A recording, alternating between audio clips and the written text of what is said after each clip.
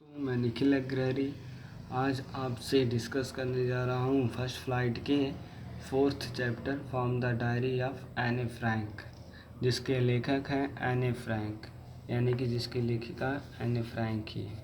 हम इस चैप्टर को पढ़ने से पहले यहाँ पे कुछ डिटेल दी हुई है, इसे हम पढ़ते हैं। तो इस डिटेल में क्या है ये मैं आपको बताता हूँ, क्योंकि मैंने इसे पढ़ लिया है। इस डिटेल में यही बताया गया है कि जो एने फ्रैंक हैं ये जर्मनी में जन्म ली थी। वो भी ज्यूइश फैमिली से बिलोंग करती थी, जिसे नाजी हेट करती थी। और नाजी जब पावर में आती है तब जो इनकी फैमिली है और ये लोग हैं वह अपने जर्मनी को छोड़ के दूसरे जगह, यहीं पे एक जगह है, दूसरे जगह पे मूव कर जाते हैं ताकि नाजी के हाथ में ना आए। और लेकिन इन्हें नाजियों द्वारा पकड़ लिया जाता है और इन्हें पकड़कर कंसंट्रेशन कैंप में डाल दिया जाता है। कंसंट्रेशन कैंप में जो जहरीली गैसेस छोड़ी जाती थी उसकी वजह से लोग मर जाते थे। और एने फ्रैंक यही हैं, एने फ्रैंक, इन्हें भी कंसंट्रेशन कैंप में डाला गया था और इनकी भी डेथ हो गई। इनके पिता का नाम था ओटो फ्रैंक इनके पिता का नाम था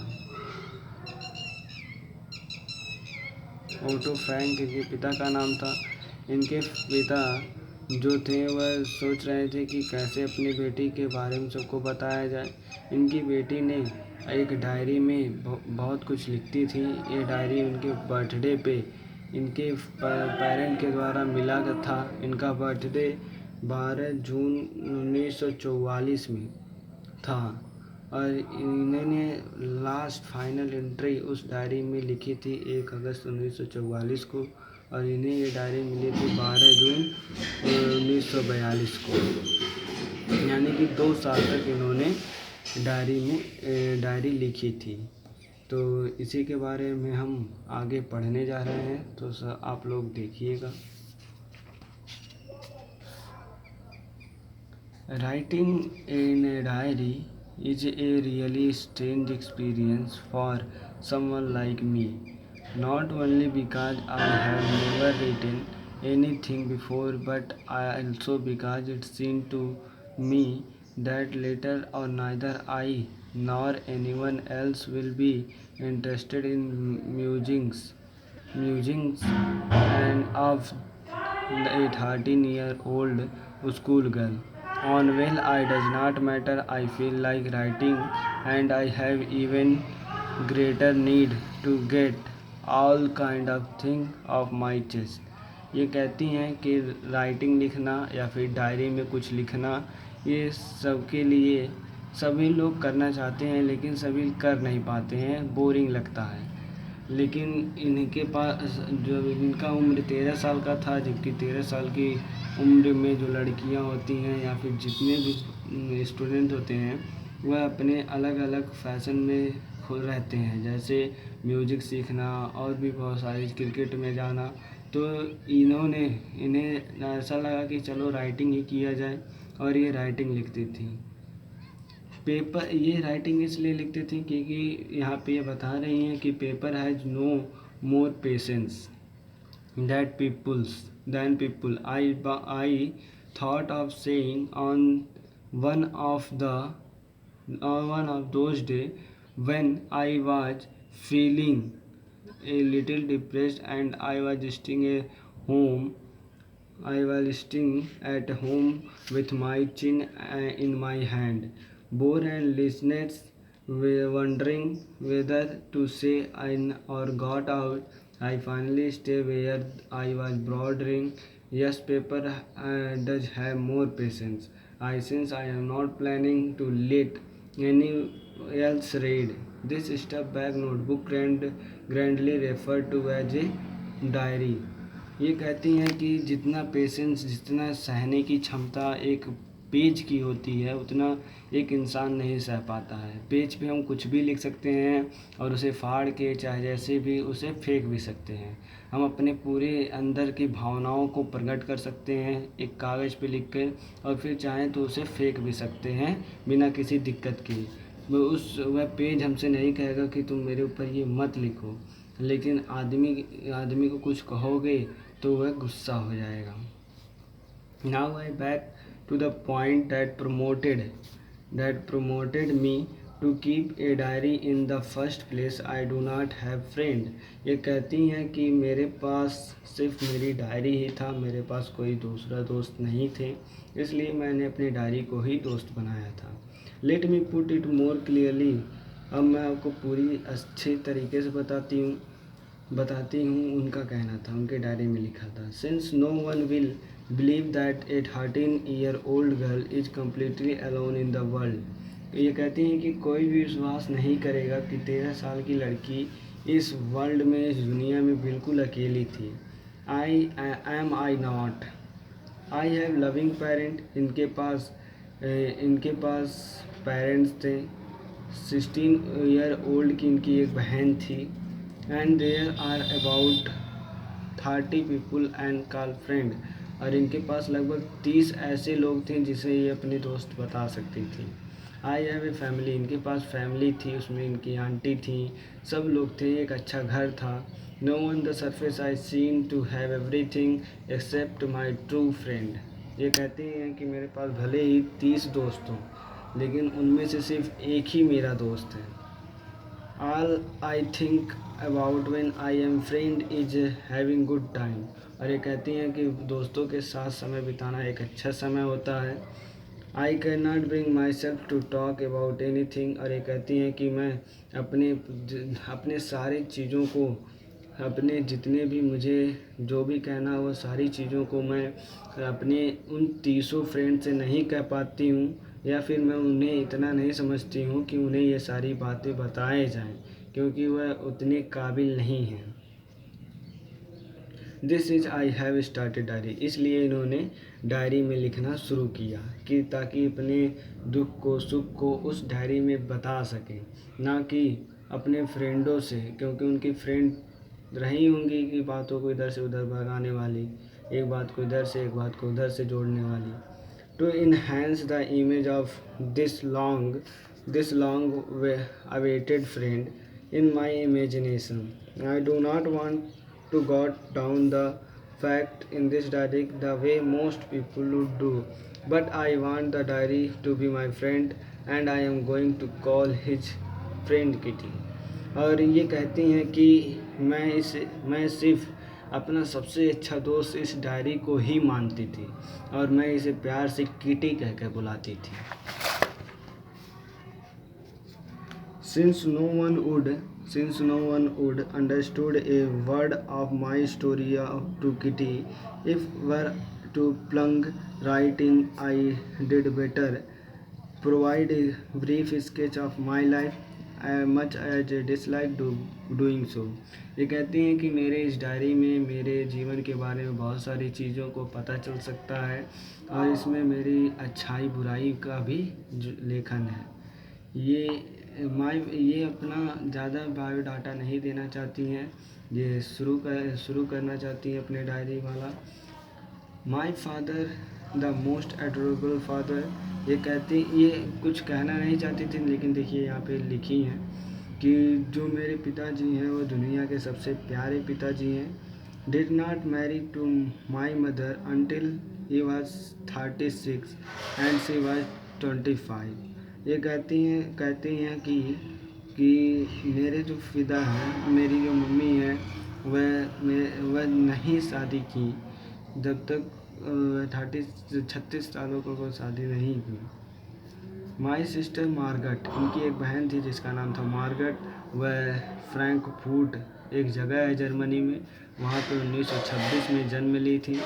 आई वॉज बॉर्न, और ये 12 जून 1929 को हुई थी। आई लिव इन फ्रैंकफर्ट, ये फ्रैंकफर्ट में रहती थी, फ्रैंकफर्ट सिटी में रहती थी। और ये पूरे लोग चार थे, इनके दो मम्मी पापा और एक ही इनकी बहन। My father immigrated to Holland in 1933। My mother Edith Holland Frank went with him to Holland in September. While Margot and I were sent to Aachen to stay with our grandmother, Margot went to Holland in December.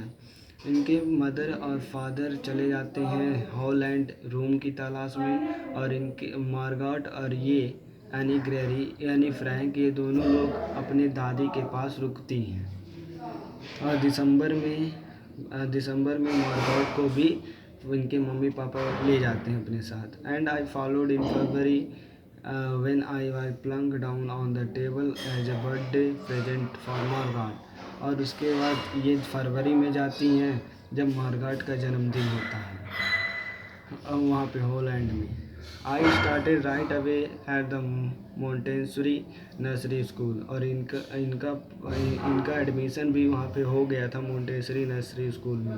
I stayed there until I was 6। ये 6 साल की थी, ये 6th class में इनका admission हुआ था। At which time I started the first form. In the 6th form my teacher was Mrs Kurpis. जो मिसेस कुरपस थी वह मोंटेसरी नर्सरी स्कूल की हेड थी। At the end of the year we were both in tear as we said a heart breaking farewell. और ये क्या बताती हैं निग्रेरी की सबसे ज़्यादा वह हेड मिस्ट्रेस मेरे लिए रोई थी जब फेयरवेल था, यानी कि जो स्कूलों में फेयरवेल होता है उस समय। समर का महीना था 1941 में। इनकी ग्रैंडमदर जो थी बीमार पड़ गई थी। And I had to have a operation, और उनका ऑपरेशन करना था। सो माई बर्थडे पास, इनका बर्थडे पास था निग्रेरी का। और ये छोटे से ही सेलिब्रेशन में खुश हो गई थी। इनका ज़्यादा बड़ा अच्छे तरीके से नहीं हुआ था, बर्थडे नहीं मनाया गया था। इनकी ग्रैंड मदर मर जाती हैं 1942 में जनवरी के महीने में। No one know how often I think, और कोई भी नहीं जानता था कि क्या हुआ इनके साथ। और I think of her and still love her. This birthday celebrate in 1942 was intend. इनका जो बर्थडे यहाँ पे नहीं सेलिब्रेट हो पाया था वह 1942 में सेलिब्रेट होता है कुछ महीनों बाद। To make up for other and grandma candle, और उनके बर्थडे में ग्रैंड मदर के लिए एक कैंडल जलाया जाता है और सभी लोग प्रार्थना करते हैं। The 4 of us still doing well and the bring me to present day of 20 June 1942 and the solemn dedication of my diary। और उसी दिन उसी बर्थडे में इनको ये डायरी मिली थी।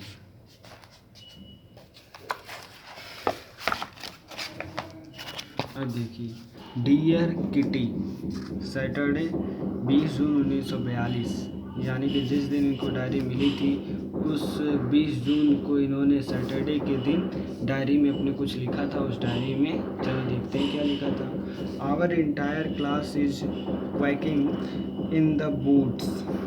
The reason of course is the forthcoming meeting in with the teacher decide who all move up to next form and who will be kept back।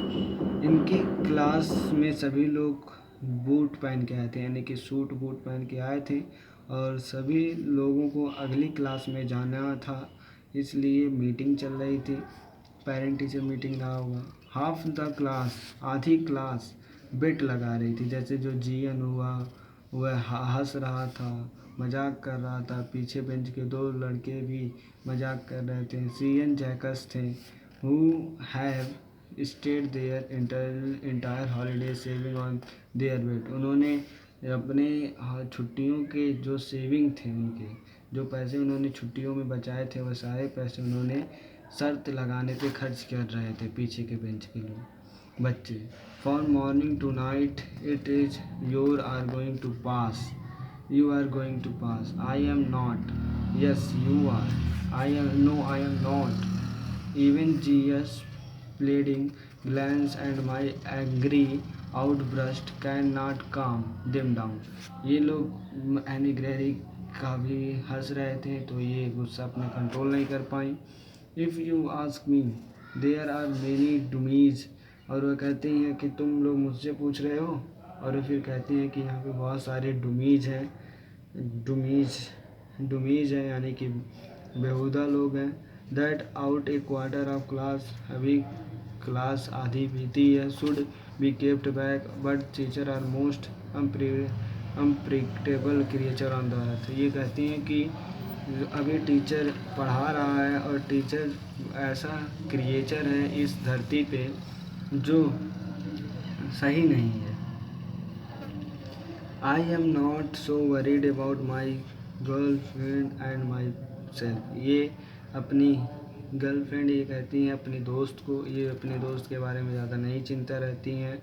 We'll make it the only subject I am not sure about in math. ये math के teacher से या फिर math के subject में बहुत ही परेशान रहती थी। Anyway all we can do it's wait until then we keep telling each other not to lose heart। I get along pretty well with my teacher। there are 9 of them। इन्हें जो पढ़ाते थे total 9 teacher इन्हें पढ़ाते थे, जिनमें से 7 आदमी थे, 2 महिलाएं थी। Mister Keesing the old foggy the who teacher math. जो मिसेस केसिंग थी वो पुरानी टीचर थी और वो मैथ पढ़ाती थी। Was annoyed with me for ages because I talk so much. वह मैं बहुत ही बातें, ये जो एनी ग्रेरी थी ये अपने क्लास में लोगों से, बच्चों से बातें करती थी, अपने दोस्तों से बहुत ही बातें करती थी, और जब वह मैथ पढ़ाती थी उस समय ये ज़्यादा बातें करती थी, और मिसेस केसिंग जो थी वो इन्हें बार बार वार्निंग दे रही थी। और एक बार तो इन्होंने एक्स्ट्रा होमवर्क करने के लिए इन्हें दे दिया। एंड ऐसे ऑन ए सब्जेक्ट, एक सब्जेक्ट पे ऐसे लिखना था। चैटर बॉक्स नाम था, यानी कि बातूनी पे एक ऐसे लिखना था। ये chatter box what can you right, और ये कहती हैं, वो पूछती हैं कि तुम चैटर बॉक्स पे क्या लिखोगी। I did not worry about the letter. वह कहती हैं कि ये कहती हैं मुझे लेटर के बारे में ज़्यादा नहीं सोचना है। आई jotted down the title in my notebook. ये अपने नोटबुक में उस टाइटल को, एक चैटर बॉक्स को नोट करती हैं और अपने बैग में डाल देती हैं।